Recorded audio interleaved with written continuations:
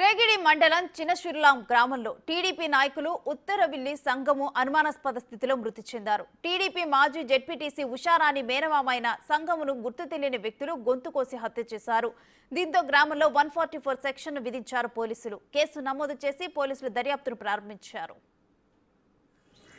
మాజీ జెడ్పీటీసీ రేగిడి ఆందోళన మండలం ప్రజెంట్ పార్లమెంటరీ ఉపాధ్యక్షులుగా మరి యాక్టివ్గా మీ అందరికీ తెలుసు.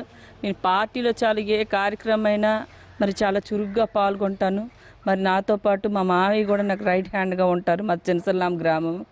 మరి 2019 నుంచి కూడా మామయ్య గారు రిటైర్ అయ్యి నాతో పాటు రాజకీయాల్లో నాతో పాటు రైట్ హ్యాండ్గా ఉండడం జరిగింది. రాజకీయంగా ఎదుర్కోలేక కొంతమంది వ్యక్తులు మరి నేను వ్యక్తుల పేర్లు అయితే ఇంకా నేను చెప్పలేదు, ఎందుకంటే అనుమానాస్పదంగా ఉంది కాబట్టి. మరి మా అయ్య బయట వేసవికాలం కాబట్టి గాలి లేని కారణంగా మరి భార్యాభర్తలు ఇద్దరు ఇంటి మరి రోడ్ పాయింట్ హౌస్ రోడ్ అంటే ఇంటి దగ్గర పడుకున్నారు భార్యాభర్తలు. పడుకుంటే మరి 1:20 నిమిషాల సమయం. ఆ టైంలో పవర్ కూడా కట్ అయింది. కట్ అయితే ఆ టైంలో ఎవరో తెలియని ఒక ఆగంతకుడు వచ్చి మా పెద్దమాయ పీక కోసేశారు. విపరీతమైన బ్లడ్ వచ్చింది.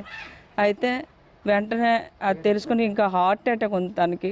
3 స్టంట్లు పడ్డాయి.